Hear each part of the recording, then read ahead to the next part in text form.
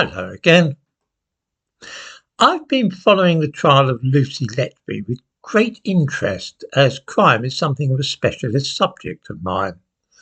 Many years ago, I used to write a regular column for True Crime magazine and used to do a lot of articles for them as well. I've had a couple of books published on crime in Victorian London and also murders during the First World War. I'll give links to those in the description to this video. One thing which is very noticeable is that different nationalities and ethnicities tend to go in for different types of crime. And also there are differences in the way that men and women go in for crime, especially murder. Then too, there are fashions in murder, just like everything else. These days, murders involving blades tend to be accomplished by stabbing with them. But 100 years or more ago, slashing was far more popular and cutting throats was definitely the style. This was a consequence of having open or cutthroat razors lying about in most homes at that time. The Lucy Letby case is of interest because some people are relating it personally to me. I do not mean by that it is being suggested that I had a hand in the deaths of the babies, but rather the fact that the woman in question is white tends to make me look pretty silly, because I'm always going on about black and Muslim killers. Now there's a white serial killer, so that shows how wrong I am to attribute murder to any one ethnic group. This is, of course, a spectacularly foolish conclusion to jump to, because in this case it's a matter of statistical odds. Serial killers of small children in this country have always tended to be women, and white women at that.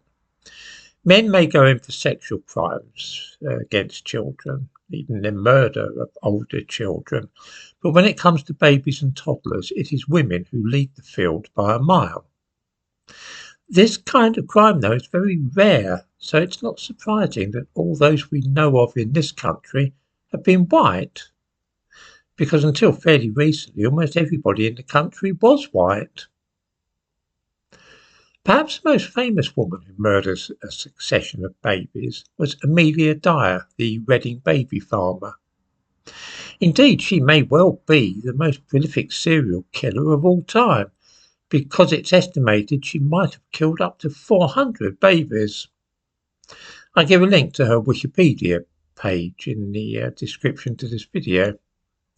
In Victorian London, she offered to take care of illegitimate babies and those whose mothers wanted them to be fostered or adopted. They would pay for her to make arrangements to look after their babies, and Mrs. Dyer took the baby and then took the money rather, and then simply strangled the babies. It was a lucrative business for her until she was hanged in 1896. Baby farming of this sort continued into the 20th century, and it was always women who were involved in it. Some of them, like Mrs. Dyer, killed their charges and pocketed the money. Amelia Sachs and Annie Walters, the Finchley baby farmers, were hanged side by side in 1903 for this offence. In more recent times, we saw Beverly Allett, like Lucy Letby, a nurse, who murdered 4 young children in 1991. Lucy Letby, as a woman, fits neatly into this category of murderer. Women rarely commit murders, of course, at least compared with men, but when they do go in for it, they sometimes do so wholesale, as in this case. The fact that this woman was white, though, has no bearing at all on anything which I have in the past mentioned about the propensity of some ethnic groups towards certain crimes of violence. It simply fits in well to the established pattern of homicide in Britain.